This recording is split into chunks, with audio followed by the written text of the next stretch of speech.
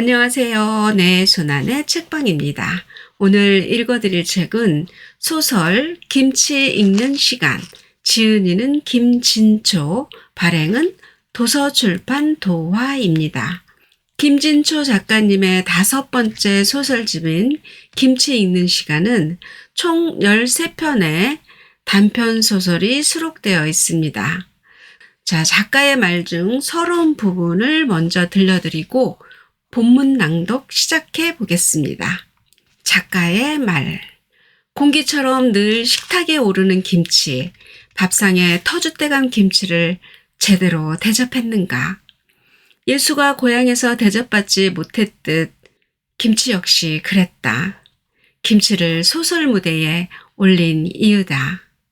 때로는 입으로, 때로는 눈으로 먹기만 하던 김치에 언어를 입히다 보니 그 속성이 우리네 인생과 닮았다는 걸 알았다.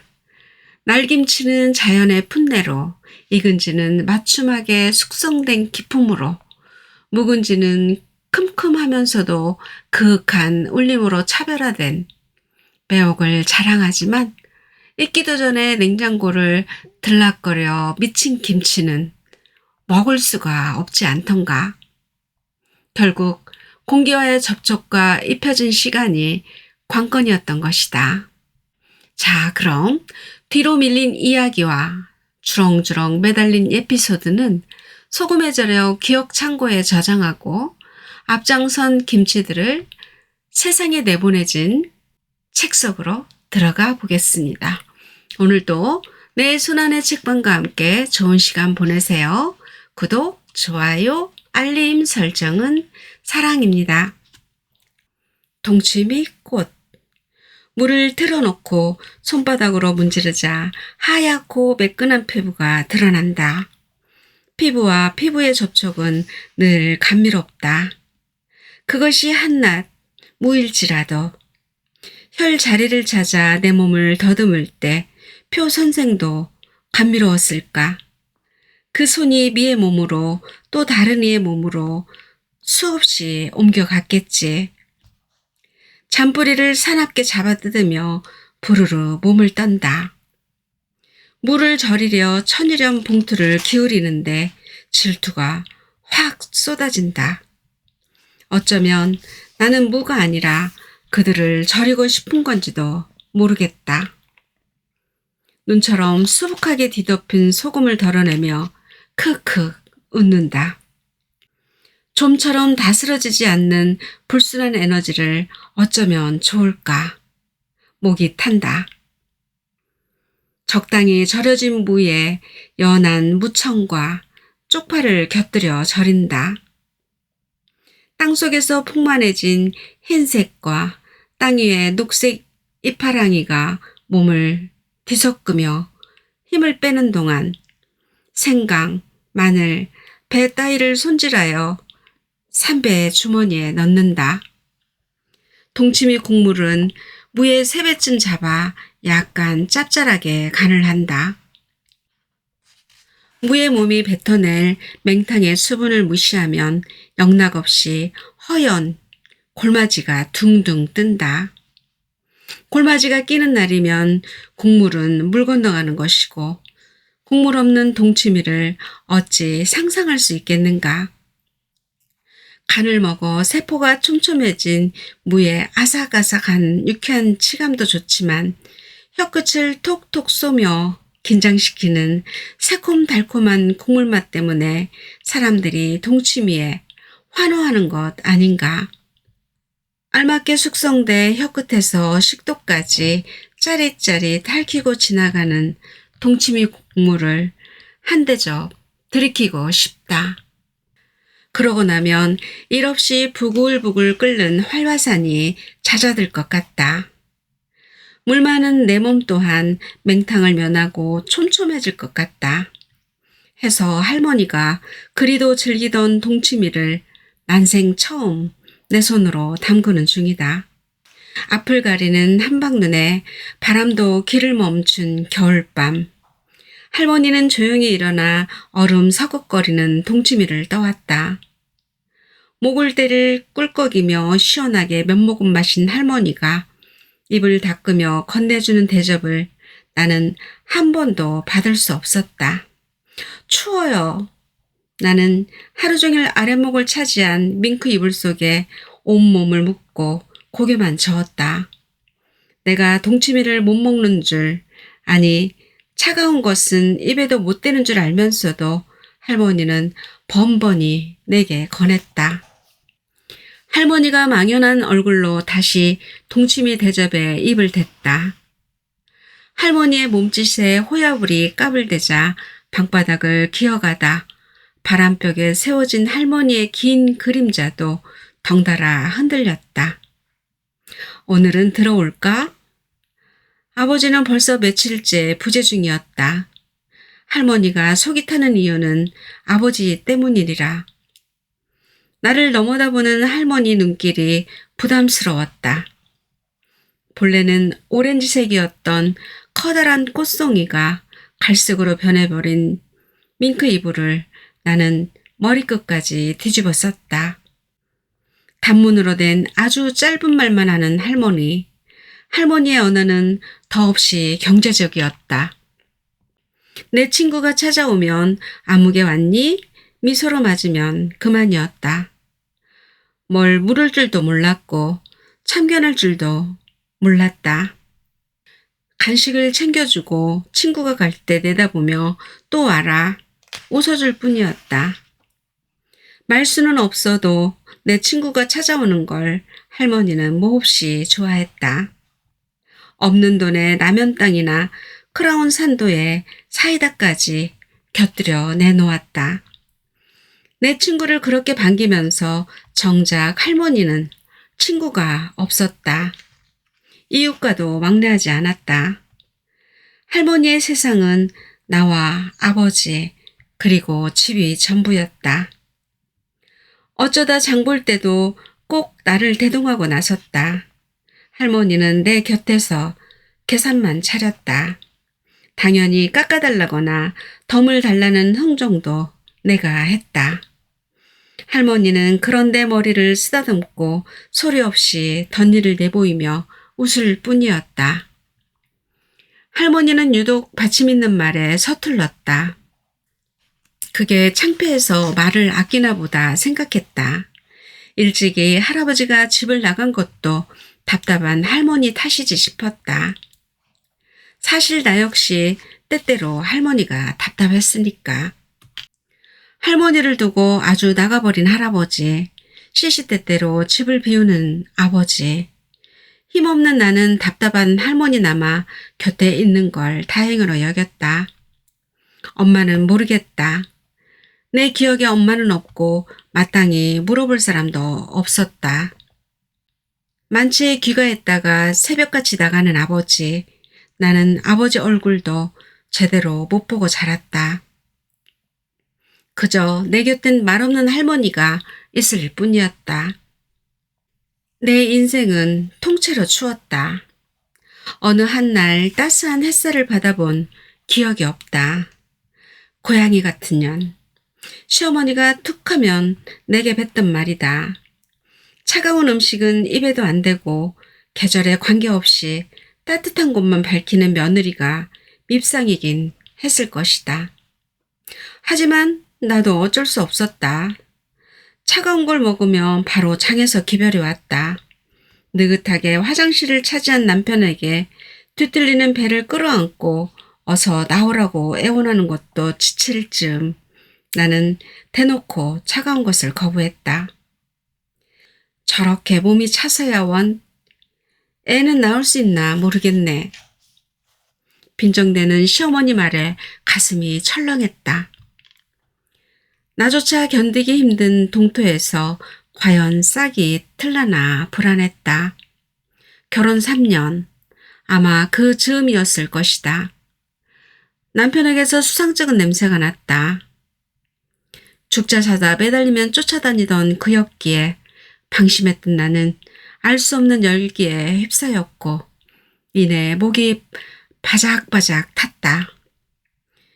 이렇게 쉽사리 배신할 사람이 어쩌자고 자살 소동까지 벌이며 내게 집착했단 말인가. 그 사람 착해. 너만 바라보고 살 거야. 여자는 그거 하나면 살 수 있어. 할머니는 내게 목맨다는 남편의 순정에 엎어졌다. 여자는 자기가 좋아하는 사람보다 자기를 좋아하는 사람을 선택해야 옳다며 등을 떠밀었다.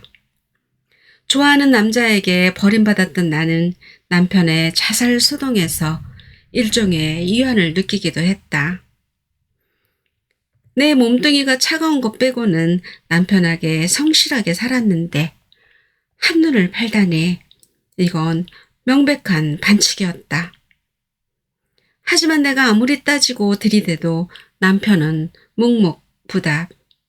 처분만 기다렸다. 미치고 환장할 일이었다. 나는 냅다 할머니한테 달렸다. 문지방을 넘으며 숨이 턱에 닿아 말했다. 동치미, 할머니 동치미 없어? 그게 입덧의 시작인 줄 그땐 몰랐다. 할머니는 신바람이 나서 동치미를 담가 날랐다. 아마 그때가 할머니 생전에 가장 활기찬 시절이 아니었을까 싶다. 내가 할머니께 한 유일한 효도가 바로 그거였고, 아니 엄밀히 말하면 내가 아니라 뱃속에 태아가 주선한 효도였다. 혓바닥을 톡 쏘는 동치미에 찬밥을 말아 신침과 함께 한 숟갈 퍼 넣으면 미처 씹을 새도 없이 목구멍이 진공 청소기인 양 빨아들였다. 어찌된 영문인지 소화도 잘 됐다. 그러나 복 없는 할머니에게 행복한 시간은 그다지 길지 않았다. 입덧이 길었다면 할머니가 좀 더 오래 즐거웠을 텐데 한 달 남짓 지나자 슬그머니 가라앉았다. 나보다 할머니가 더 아쉬워했다.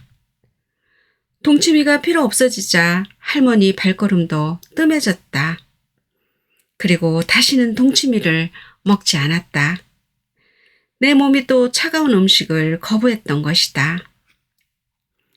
태아의 안부를 걱정하다가 문득 북극곰을 떠올렸다. 얼음장 속에서 산다고 북극곰이 얼음장처럼 차지는 않을 것이다. 얼음 주머니에서 그 작은 생명을 키워낸 아이라면 생명력은 누구보다 강하겠지. 시베리아 벌판에서도 끄떡없이 살아남겠지. 적어도 나처럼 고양이 같다는 야유는 듣지 않겠지. 한겨울 얼음 서걱거리던 동치미쯤은 단숨에 마실 수도 있을 거야. 나는 태아에게 겨우 그런 격려나 보내는 초라한 어미였다. 아들을 낳자 남편은 조용히 내 곁으로 돌아왔다. 나는 그런 남편을 환영하지도 물리치지도 않았다. 어미의 거룩한 모정에 빠져 남편 따위는 눈에 들어오지도 않았던 것이다. 시어머니는 뻔질나게 손자를 보러 드나들었다. 아이가 100일도 되기 전 성질긋한 시어머니가 내 손을 잡아 끌고 한의원 순례를 시작했다. 아들 낳았다고 방심할 일 아니다.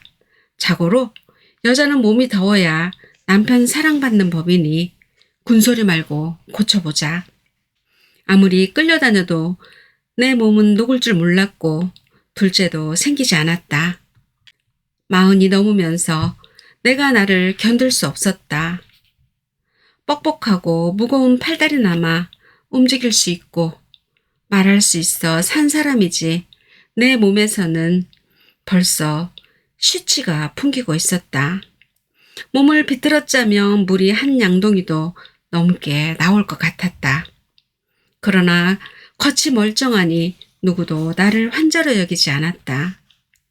몸이 뜨거운 남편만 이따금 불만을 토로했다. 합방이 어려운 탓이었다. 미루고 미루다 숨이 턱에 닿은 남편을 더 이상 물리칠 수 없어 받아들이면 일주일을 자리 보존했다. 온몸이 쑤시고 아픈 몸살에 옴짝달싹할 수가 없었다. 돌이켜보면 남편도 불쌍한 사람이다. 굶주림에 지쳐 어렵사리 앉고 나면 퍼져버린 마누라에게 미안해 눈치를 보며 쩔쩔매야 했으니 사실 남편이 한눈을 팔아도 나는 할 말이 없는 여자였다. 어떤 남편은 침대에서 마누라의 차가운 발만 닿아도 진서리를 치며 돌아눕고 날이 더워지면 아예 바닥으로 내려가 요를 따로 깔고 잔다는데 나는 그나마 다행이었다. 희망 없는 내 몸뚱이에 지쳐가던 어느 날 문득 사위스러운 생각이 들었다. 사랑 없는 결혼 생활, 혹 그게 문제는 아닐까. 아직도 터줏대감처럼 들어앉아 그리운 청춘을 재생시키는 첫사랑의 생각이 미쳤다. 그의 품에서 열광하던 세포들, 그땐 매일 저녁 그를 붙들었다. 다양한 이유로 그를 불러내 밥 사주고 술 사주며 요철처럼 몸을 맞췄다. 그때는 몸 싫은 줄 몰랐고 몸살 따위에 후유증도 없었다. 어쩌면 그가 키워댈지도 몰라. 바깥은 화창한 5월인데 내 몸은 지하 무덤에 갇힌 듯 축축하고 시렸다. 단 한 번만이라도 숨 쉬는 시체에서 벗어나고 싶었다. 나도 모르게 그의 전화번호를 꾹꾹 눌렀다. 여보세요? 여보세요? 말씀하십시오. 날씨만큼이나 화창한 그의 목소리에 정신이 번쩍 들었다. 드디어 내가 미쳤나 봐. 그대로 바닥이 꺼져 매장되었으면 싶을 만큼 수치스러웠다. 그때 나는 죽었다. 제정신 여자라면 도저히 그럴 수 없었다. 나는 더 이상 아무 희망도 욕심도 갖지 않기로 했다. 그저 내 몸에 시치를 맡으며 오한에 떨며 목숨 떨어질 날만 기다리기로 했다. 이제 알겠다. 얼음을 깨는 도구는 곡괭이가 아니라 가느다란 바늘이라는 걸. 어릴 적 얼음가게에서 얼음을 깰 때 보면 꼭 바늘을 이용했다. 가느다란 바늘을 직각으로 세우고 망치로 가볍게 톡톡 치면 그 단단한 얼음장이 단숨에 쩍 갈라지곤 했다. 그동안 수많은 침을 맞아봤지만 효과를 보기는 처음이었다. 연대가 맞는다는 게 바로 이런 걸까? 얼어붙은 내 몸에 물고가 트이자 표 선생이 지친 표정으로 몸을 뺐다. 그때 나는 얼어붙은 내 몸에 균열이 생기고 꼬물꼬물 실핏줄이 차오르는 줄도 몰랐다. 제 역할은 여기까지입니다. 살려내겠다더니 자신 있다더니 표 선생마저 표기하는가 싶자 눈앞이 캄캄했다. 죽음을 불사르고 몸을 맡긴 나를 이렇게 버릴 수는 없었다. 내가 또 속았지. 표 선생을 소개해준 미애가 원망스러웠다. 언니, 내가 효염을 본 사람이 있는데 한번 만나볼래? 찜질방에서 만나 가까워진 미애의 말에 나는 시큰둥했다. 어디 한두 번 속았던가. 병원이고 한의원이고 민간요법이고 중국 침쟁이고 다 동원했지만 얼어붙은 몸뚱이는 깨어날 줄 몰랐다. 더 이상 구차하긴 싫었다. 그저 사는 날까지 찜질방에서 껍데기나 녹이자. 체념하고 틈만 나면 달라가 몸을 구웠다. 사시사철 한겨울인 동토에서 달달 떨며 불가마 앞에 시리 몸을 구웠다. 나 정도는 아니라도 미애 역시 몸이 차 고생하는 애였다. 온갖 시도 끝에 다 포기하고 찜질방이나 전전하는 데 사정을 딱하게 여긴 미애가 자꾸 권해 어쩔 수 없이 끌려나갔다. 허간한 침대행이도 아니었다. 자기 몸이 아파 스승을 쫓아다니며 배웠고 스스로 침을 놓아 고쳤다는 표 선생은 쟁이보다 도사에 가까워 보였다. 어떻게 이런 몸으로 여태 사셨는지 존경스럽습니다. 80 노인의 맥이네요. 이제 갓 지천명에 들어섰지만 맥이 약하단 소린 하도 들어서 놀랄 일도 아니었다. 곳곳에 어혈이 돌덩이처럼 뭉쳐 피가 흐르지 않는 몸뚱이였다. 다른 이들은 손발이나 아랫배만 차다는데 나는 온몸이 다 시렸다. 게다가 냉장고에서 막 꺼낸 맥주병처럼 피부는 늘 이슬이 맺혀 축축했다. 통하게 해드릴 수 있을 것 같습니다. 미애가 하도 때를 써서 인사로 맥이나 짚어주고 말 생각이었는데 평생 떨고 산 내가 안타까워 외면할 수 없다는 표 선생에게서 진실성이 느껴졌다. 게다가 말끔히 고쳐준다는 호언 장담이 아니라 통하게 해줄 수 있을 것 같다는 겸손에 신뢰감이 더했다. 프로보다 실력 있는 아마추어도 있지 않던가. 한 번 더 속아봐? 연대가 맞으면 개똥도 통한다는데 이 사람이 그럴지도 모르잖아? 그 자리에서 몸을 맡겼다. 죽이든 살리든 상관없으니까 과감하게 찌르세요. 80대 맥이라서일까 하루 80대에 침을 맞았다. 손바닥에서 찌르면 손등으로 나오는 10cm짜리 장침이었다. 온몸 구석구석 혈자리를 찾아 마창을 냈다. 표 선생은 침을 놓을 때마다 아프지 않느냐고 물었다. 자신이 없나? 불안한 마음도 없지 않았지만 애써 대담하기로 했다. 그래야 표 선생이 마음 놓고 실력 발휘를 할 테니까. 괜찮아요. 시원한데요? 사실 생각보다 아프지 않았다. 침의 크기나 무시무시한 시술에 비해 통증은 미비했고 때로는 시원하기조차 했다. 언젠가 중국에서 마사지 받을 때 아프다니까 너무 약하게 주물러서 실망했던 기억이 났다.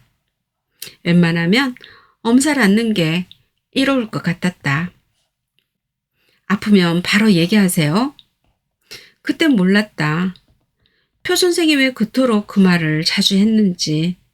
몸을 자반 뒤집기 하며 앞으로 1시간, 뒤로 1시간 침을 맞았다. 처음에는 깜짝깜짝 놀라 반응하던 피부가 표 선생의 손길에 점점 익숙해졌다. 80대나 맞으니 표 선생의 손이 지나가지 않는 곳은 거의 없었다. 하루 2시간. 단지 침만 맞는 곳으로도 사람은 충분히 친숙해질 수 있었다. 피부와 피부의 접촉은 그런 것이었다. 때로는 표 선생 사무실에서, 때로는 우리 집에서 무방비 상태로 누워 몸을 맡겼다. 내 목숨을 맡겼다. 완전히 낫게 해드리면 제게 뭘 주실 겁니까? 표 선생이 농담을 다 걸었다. 뭐든지 드리지요. 마지막이라 생각했다. 자칫하면 죽을 수도 있었다. 어쩌면 내가 마루타일 수도 있었다. 표 선생에게 몸을 맡긴 건 모험이라기보다 마지막 지푸라기였다. 진정성이 보이는 표 선생의 연민에 매달리는 동토만 녹여주면 아낄 게 무엇랴 싶은 심정이기도 했다. 약속하셨습니다. 다짐하는 표 선생이 장난스러워 보였다. 10년쯤 연상인 표 선생은 오래전 풍을 맞아 반신불수가 되었다. 치료를 받았으나 완벽하게 제자리로 돌아오지 않는 이목구비를 포기할 수 없던 표 선생은 용한 침쟁이를 따라다니며 공부한 끝에 스스로 침을 놓아 자신을 바로잡았다. 그래도 딱 하나, 웃을 때만큼은 표시가 났다. 미세하게 돌아간 표 선생의 입을 보며 나도 웃었다. 제발 내 몸이 통하게 해줘요. 마지막에 당신의 검사가 필요하다면 그 또한 받아들일게요. 부활의 제사상에 그 정도 재물은 올려야지요. 더도 말고 덜도 말고 웃을 때 돌아가는 당신의 입, 딱 그 정도면 족하겠어요. 처음엔 매일, 일주일 후부터는 이틀에 한 번, 그러다 일주일에 한 번씩 맞았다. 침도 체력이 받쳐줘야 맞을 수 있다.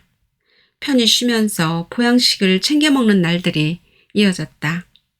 처음엔 투덜거리던 남편이 한 달쯤 지나자 관심을 보이기 시작했다.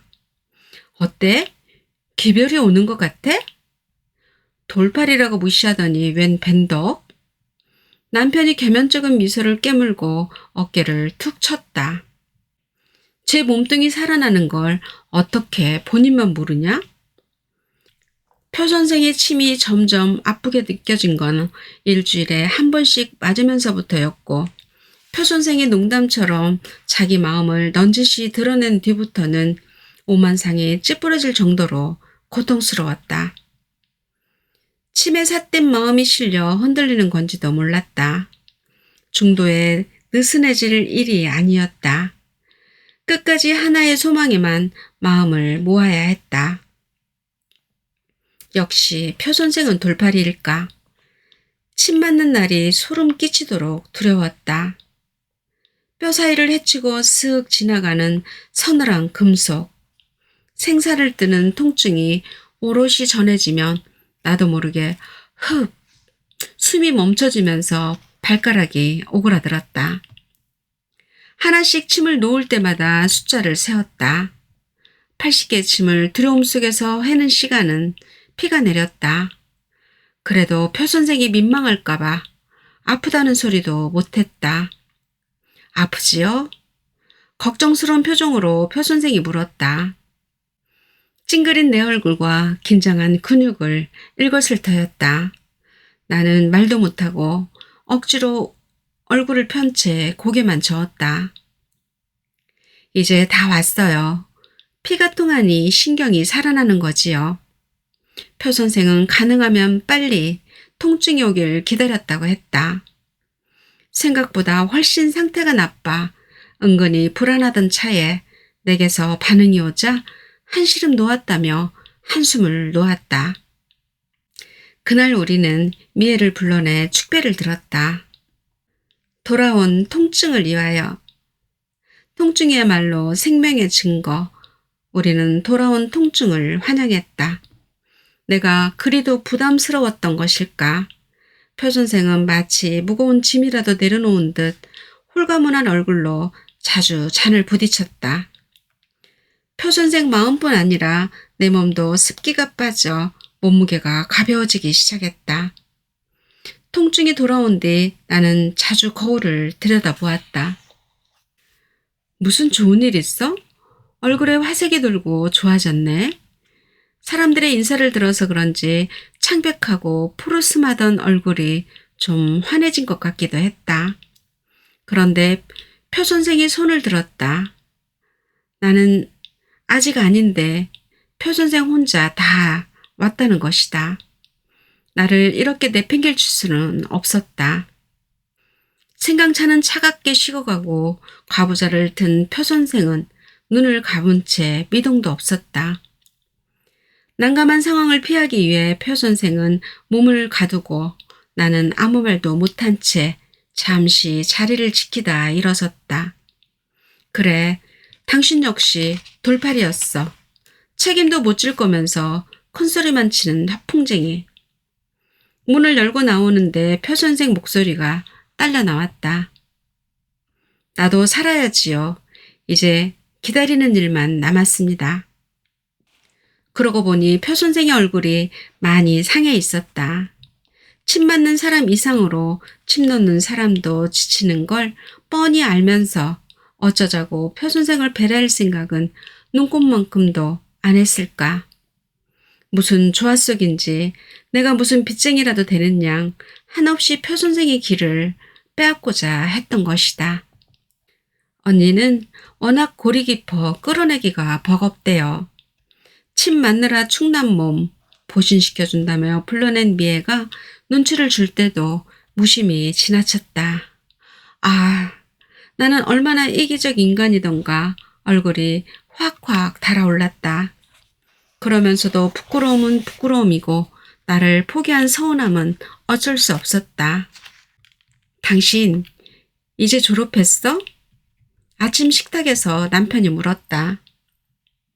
내 몸에서 멍이 사라진 걸 발견했나 보았다.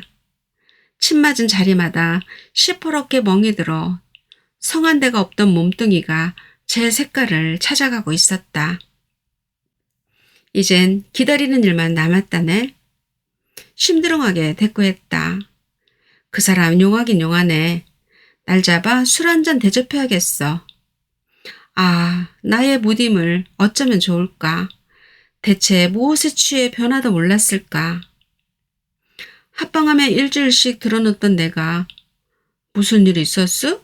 하는 몸짓으로 다음날 아침상 차리는 걸 보며 남편은 쾌재를 불렀다는데 나는 소심하게 다시 찜질방이나 드나들며 내 팔자에 그렇지 뭐 한숨만 쉬고 있었으니 돌아보니 많은 변화가 있었다. 혈색이 좋아지고 섹스 후유증이 없고 몸에 냉기가 가셨다. 무엇보다 기분 좋은 건 보송보송해진 피부다. 사시사철 몸이 차고 축축해 아무리 반가워도 누구와 손잡기가 창피했다. 어쩔 수 없이 잡아야 할 때는 재빨리 옷에 손을 문지르고 잡아야 했다. 이제 나는 악수에서도 자유롭다. 면목 없지만 이제라도 바로잡기 위해 그의 사무실로 향했다. 미애와 동행하러 전화를 걸었더니 급한 약속이 있다며 빼는 눈치였다. 다음으로 미룰까 하다가 내친 걸음이라 재촉했다. 그동안 빼앗긴 키 오늘부터 차근차근 갚아드릴게요. 다른 건 못해도 평생 몸보신 시켜드릴 자신은 있어요. 남편도 전폭적으로 거둔다고 했어요. 급한 대로 근처 약국에서 피로회복제를 사들고 사무실 문 앞에 섰다. 간유리로 비추는 실루엣이 분명 남녀였다. 남녀가 서로 부둥켜 안고 있었다. 이해할 수 없는 광경이었다. 표 선생 혼자 공부도 하고 이따금 침 시술도 하는 작은 공간이었다. 돌아설까 하다가 심호흡을 하고 노크를 했다. 문을 열고 들어서는데 두두두두두 빨라진 심장 박동에 걸음이 다 꼬였다. 표 선생과 맞아 앉은 이가 바로 미애인 까닭이었다. 미애가 왜 여기 있는가? 나를 따돌리고 이곳에 와서 무슨 짓을 하는가? 미애도 미애지만 표 선생은 또 왜? 나한테 그랬듯 미애에게도 음흉스러운 제스처를 취했나? 아무리 그래도 그렇지 내 전화를 따돌리고 여기 온 미애를 용서할 수 없었다. 하여튼 꼬인 발걸음 이상으로 내 생각도 정신없이 꼬이고 있었다. 언니 이제 왔네? 내가 미리 와서 기다리고 있었어. 저것이 도대체 나를 뭘로 알고 개수작이야? 날 기다렸다고? 그럼 둘이 하는 짓거리 보여주려고 미리 온 거란 말이냐? 흥분한 나는 벌렁거리는 가슴을 주체할 수 없어 일단 소파에 먼지를 일으키며 덜썩 주저앉고 말았다. 목이 바작바작 타들어갔다. 미애가 가벼운 엉덩이를 놀리며 차를 타러 갈 때 나는 목소리를 잔뜩 낮추고 말했다. 차는 됐고 냉수는 한 잔 줘. 앞에 앉은 표 선생이 싱긋이 웃었다. 이 사람이 누구 약 올라 죽는 꼴 보려고 그러나? 멀리서 번죽을 올려 나를 달아오르게 할 참이라면 어림도 없다. 아무리 오다 가다 만났지만 미애와 나는 자매 같은 사이다. 그런데 두 여자를 한꺼번에 농락하려고? 급하게 냉수를 들이켜고 벌떡 일어섰다. 왜 언니? 선생님한테 식사 대접하러 온 거 아니었어? 깐죽거리는 미의 귀싸대기라도 갈기고 싶은 걸 어금니를 물고 참았다. 나는 무슨 씨앗을 본 것도 아니고 왜 이리 흥분하는지 나조차 알 수 없었다. 표 선생도 미애도 혼자 몸이었다.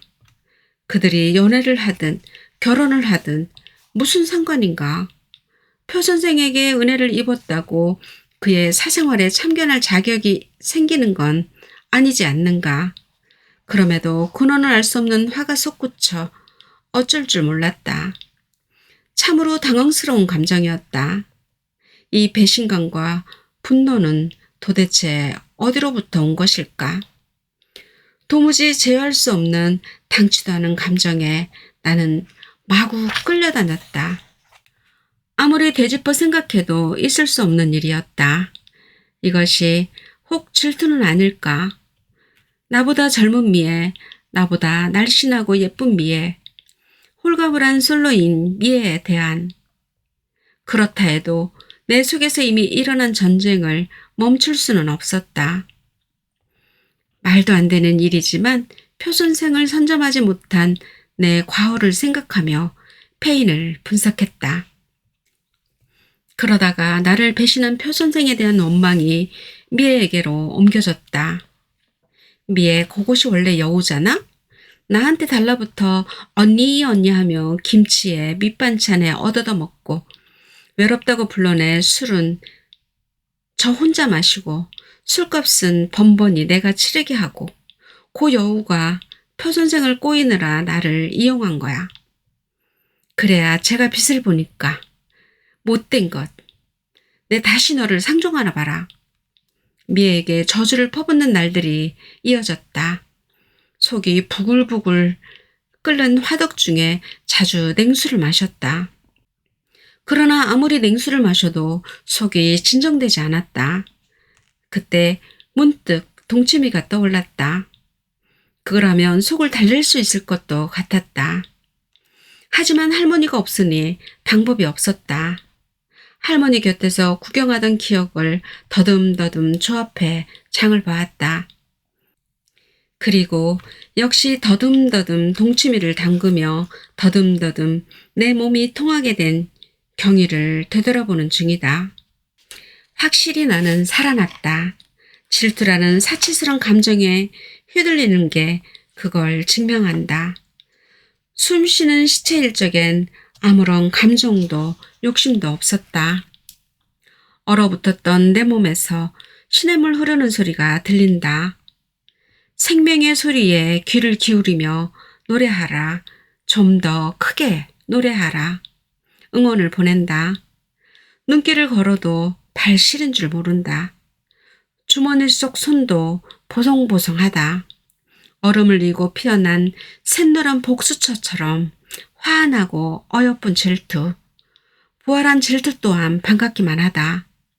질투에는 독이 들어있고 소량의 독은 때때로 약이 된다. 어렸을 때 나는 동치미가 만들어낸 탄산가스를 이해할 수 없었다. 할머니가 나 몰래 동치미에 사이다를 넣는 거라고 우기자 할머니가 웃으며 말했다. 무의 매운맛이 익으면서 가스로 바뀐 건 아닐까? 매운맛이 탄산가스로 변했다면 결국 자극적인 건 끝내 자극적일 수밖에 없다는 얘기였다. 그 생각을 하자 갑자기 암담해졌다. 아무도 모르는 내 도끼도 우울했다. 한기를 줄이려 콩벌레처럼 몸을 말고 살지만 돌돌 말린 내 피부의 차가운 감촉에 놀라 스스로에게 독을 쏘기도 했다. 몸을 펴도 춥고 말아도 추운 날들. 근본 혹은 운명이 영영 바뀔 수 없다면 우울한 내 앞날에 희망은 없었다. 최근에야 나는 방송을 통해 무의 매운맛이 항산화, 항암 작용을 한다는 걸 알았다. 할머니의 엉뚱한 추측과 어린 날 내가 가졌던 잘못된 고정관념이 생각나 혼자 씁쓸하게 웃었다. 국수를 먹고 체하면 할머니가 꼭 내미는 것도 무였다. 활명수보다 더 좋은 천연 소화제라며 아닌 게 아니라 물을 먹으면 이내 시큼한 트림이 나오고 서서히 속이 뚫렸다. 얼음 서걱거리는 동치미는 싫어도 햇빛을 받아 고운 연두빛을 띤 무 대가리는 그 색깔만큼이나 달짝지근한 게 먹을만 했다. 어쩌면 무가 아니라 연두빛이 맘에 들어 우적우적 씹어 삼켰는지도 모르겠다. 그러고 보니 너나 없이 연탄을 떼던 그 시절 겨울철 상비약 역시 동치미 곡물이었다. 9시 뉴스에조차 연탄가스에 중독되었을 때 재빨리 환자를 밖으로 끌어내 동치미 국물을 먹이는 응급조치를 권유했다. 의식을 잃은 환자가 구토할 경우 기도로 흘려 들어가는 것을 방지하기 위해 필히 고개를 옆으로 돌려놓으라고 친절하게 안내하곤 했다. 나는 질투에 중독되었다.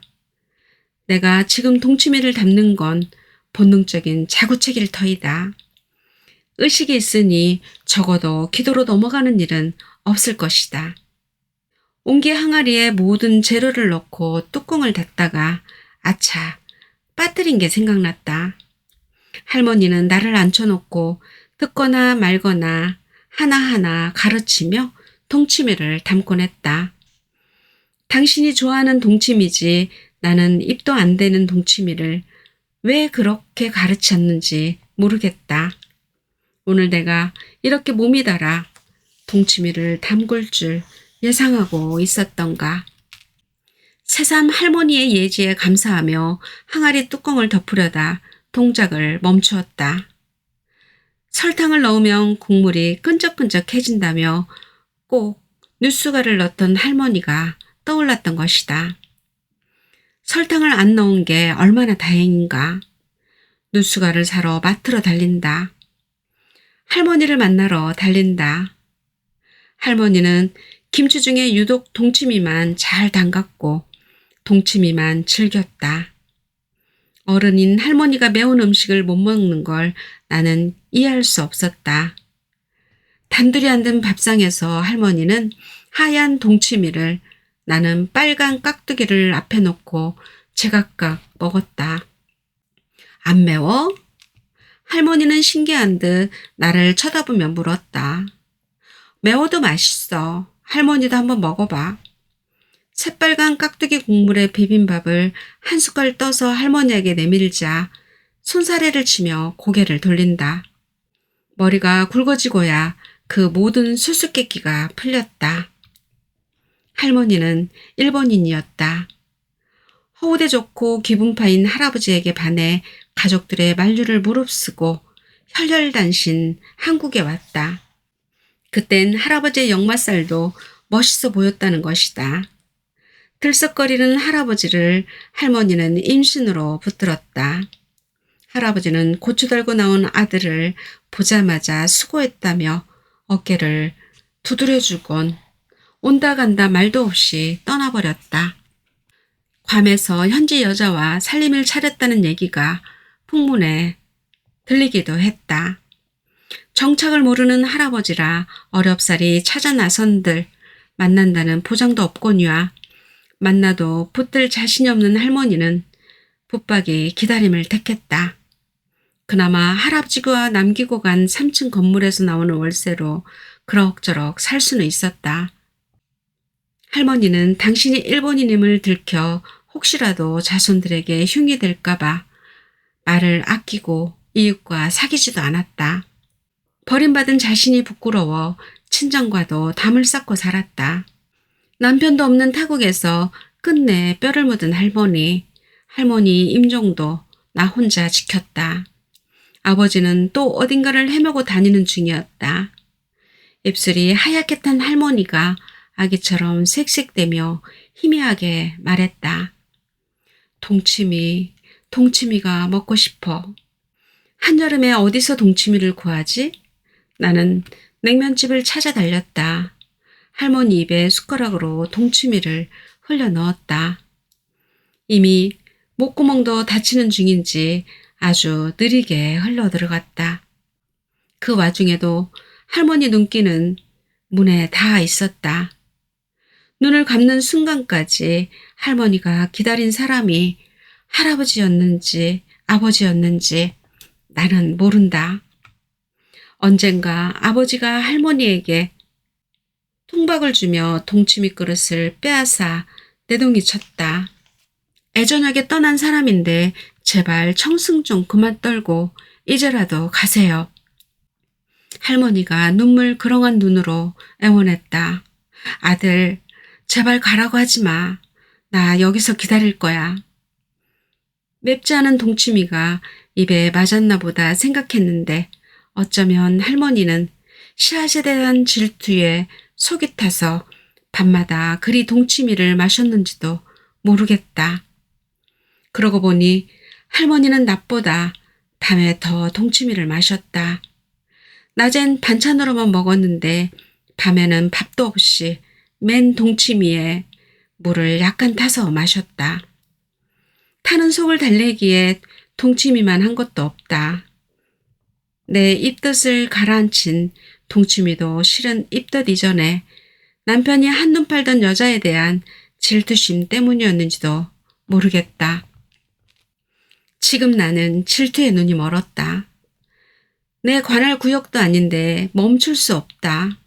이것도 혹시 치매 위력인가? 어딘가 질투를 유발하는 신경을 침으로 자극한 건 아닐까? 내 안에서 움직이는 이상한 기류, 당치도 않은 배신감과 분노가 활화사처럼 들끓는다. 실종된 이성을 찾으려는 의지도 없다. 이게 무슨 날벼락인지 모르겠다. 그런데 신기하게도 이런 내가 반갑기만 하다. 얼마 만에 느껴보는 남새스러운 감정인지 모르겠다. 나이가 들수록 점점 더 축축해지고 무거워져 무기력증에 빠졌고 몸 따라 감정도 얼어붙어 희로애락에 반응하지 않았다. 그런데 요즘은 욕실 앞에 벗어던진 남편의 양발짝을 들고 큰 소리를 내기도 하고 아들이 흉내내는 몸 개그에 깔깔대며 웃기도 한다. 내가 변했다. 변해도 너무 많이 변했다. 얼어붙은 몸에 물고가 트이고 졸졸졸 피가 흐른다. 얼음장 밑에서 옹색하게 흐르던 시냇물이 봄비를 만나 쩡 깨지자 내가 봄볕에 녹아 노래한다. 바늘로 얼음장을 깨듯 내 몸에도 수없는 침이 박혔었다. 몸이 녹고 피가 돌자 살며시 고개를 드는 감정의 갈래들. 그 첫머리에 질투가 있었다. 질투가 이토록 뜨거운 감정인 줄 미처 몰랐다. 그 뜨거움이 나를 부활시켰다. 수없이 박혔던 침이 내 몸을 깨워 온유월까지 벗을 수 없던 내복을 2월에 벗어 던졌다. 상을 차린다. 있는 실력 없는 실력 다 발휘해 음식을 장만했다. 보은의 밥상이다. 엉덩이를 살랑거리며 음식을 나르는 미애가 아직은 곱지 않다. 표 선생은 여유 있는 표정으로 점잖게 앉아있다. 두 사람 다 나를 바보로 아는가 보다. 비위장이 상하지만 자리가 자리인지라 표정 관리를 한다. 저들이 아니었다면 나는 아직도 동토에 갇혀 있을 터 오직 그 생각만 하기로 한다. 동치미뚝 뚜껑을 열자 여기저기서 작고 하얀 꽃이 꼬리를 끌고 올라와 퐁퐁 피어난다. 할머니가 말하던 동치미꽃이다. 이 꽃이 없으면 동치미도 아니야. 황홀한 듯 숨을 멈추고 꽃 구경을 하던 할머니. 항아리가 빨아들이기라도 하는 양 고개를 쳐박고 끊임없이 터지는 꽃망울을 감상하던 할머니. 항아리 속에 과연 동치미 꽃만 있었을까? 쪼그랑 할머니 꽃도 또 있었을 것이다. 꽃다운 나이에 이 나라에 와서 아들 하나 낳고 가뭇 없이 져버린 초라한 당신 얼굴.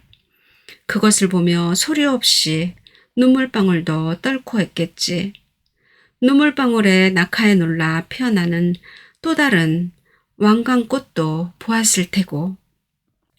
동치미꽃을 한 국자 떠서 마셔본다. 첫 솜짓치고는 맛이 제법이다. 아끼던 그릇에 동치미를 담아 내 간다. 안 그래도 커다란 미애의 눈이 왕방울만 하게 확장된다. 언니, 웬 동치미야? 동치미 냉면을 즐기는 미애는 안다. 냉면집에 가면 나는 꼭 매운 비빔냉면을 주문했었다. 목구멍 따가운 꽃이 먹고 싶어서. 건너뛴 대화로 알아들었는지 미애가 당황한다. 엥? 언니 장미꽃 받고 싶었구나.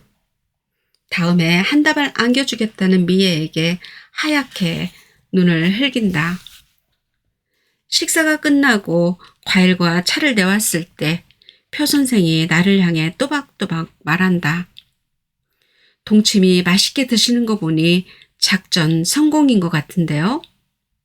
무슨 소린지 알아들을 수 없어 미애를 건너져 보자 그녀가 쿡쿡 웃는다. 구경 재밌었어. 삐치고 질투하고 언니도 장난 아니던데? 아, 나는 끝까지 환자일 뿐이었다. 미애와 표 선생의 해프닝은 나에게 대한 마지막 처방이었고 창피하고 약이 올라 밖으로 뛰쳐나오자 표 선생이 껄껄 웃으며 신발을 신는다. 환자로부터 떳떳하게 해방되는 게 제 유일한 낙이지요. 대접 잘 받았습니다. 특히 오늘 동치미 맛 잊을 수 없을 것 같습니다. 미애가 재빨리 핸드백을 챙기고 표 선생에게 달라붙어 팔짱을 낀다. 장난인 줄 알면서도 눈꼴 사납다. 이것이 끝까지 염장을 지르네. 신경질적으로 미애의 팔을 낚아챈다. 넌 남아. 밀폐 용기에 동치미를 덜어낸다. 뽀글뽀글 꼬리를 끌고 올라와 상쾌하게 터지는 꽃을 꺾어 담는다. 두 통을 덜어내니 바닥이 가깝다. 한 통만 주면 안 되나? 저들이 정말 커플이 되면 좋겠다. 나이가 좀 들어서 탈이지 인격인 그만인 남자 아닌가. 내가 키운 동치미꽃을 한 입 두 입 따먹으며 저들의 사랑도 피어났으면 좋겠다. 오래 두면 시드니까 부지런히 먹어. 내가 평생 대줄게. 언니야말로 맛이 간 거 아니야? 오늘 계속 왜 이래? 무식하게 동치미만 먹지 말고 꽃도 즐기며 먹으라고 이 맹추야. 앞으로 한 달에 2번은 동치미를 담가야 할 것 같다. 그러다 보면 할머니처럼 항아리에 얼굴을 받고 내 얼굴을 들여다볼 날도 있겠지. 입을 벌리면 할머니를 닮은 덧니가 하얗게 눈에 들어오기도 하겠지. 할머니에게 고질병이었던 질투가 내겐 피를 통하게 하는 마지막 처방이었다. 내겐 몇 주도 견디기 힘든 질투를 평생 안고 산 할머니. 새파란 질투를 먹으며 할아버지를 기다리다. 담뱃대처럼 하얗게 바스러진 할머니. 이제쯤 저승에서 할아버지를 만났을까? 소식을 알 길 없는 할아버지가 부디 이 세상 사람이 아니었으면 싶다. 할머니 길이 머지 않았다. 일본과 한국의 지리적 차이만큼이나 다른 질투를 겪었지만 할머니와 나 사이엔 동치미가 있다. 벌써부터 할머니 기일이 기다려진다. 그날은 내가 담근 할머니표 동치미를 항아리채에 올려야지. 하얀 국화 대신 뽀글뽀글 긴 꼬리를 끌고 올라와 순식간에 퐁퐁 피어나는 무색 동치미 꽃을 바쳐야지. 그러면 할머니의 질투와 기다림도 동치미 기포처럼 순간적으로 터진 뒤 가뭇없이 사라지지 않을까. 지금까지 내 손안의 책방이었습니다. 다음 시간에 또 찾아뵙겠습니다. 감사합니다.